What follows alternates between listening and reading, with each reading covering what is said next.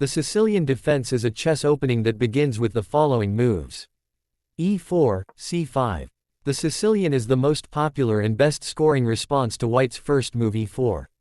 The opening d4 is a statistically more successful opening for White because of the high success rate of the Sicilian defense against e4. White scored 56.1% in 296,200 games beginning d4, but 54.1% in 349,855 games beginning e4, mainly because the Sicilian held White to a 52.3% score in 145,996 games.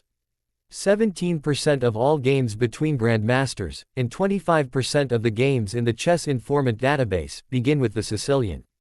Grandmaster John Nunn attributes the Sicilian defense's popularity to its combative nature. In many lines, Black is playing not just for equality, but for the advantage. The drawback is that White often obtains an early initiative, so Black has to take care not to fall victim to a quick attack. Grandmaster Jonathan Rosen considered why the Sicilian is the most successful response to e4, even though c5 develops no pieces and the pawn on c5 controls only d4 and b4. Rosen writes, "To my mind there is quite a straightforward explanation. To profit from the initiative granted by the first move, White has to make use of his opportunity to do something before Black has an equal number of opportunities of his own. However, to do this, he has to make contact with the Black position. The first point of contact usually comes in the form of a pawn exchange, which leads to the opening of the position.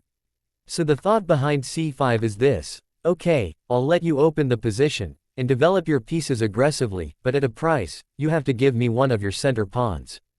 That's why we see in the open Sicilian the thematic exchange of the d-pawn for the c-pawn, and Black stand with 2 versus 1 in central pawns. By advancing the c-pawn 2 squares, Black asserts control over the d4 square and begins the fight for the center of the board.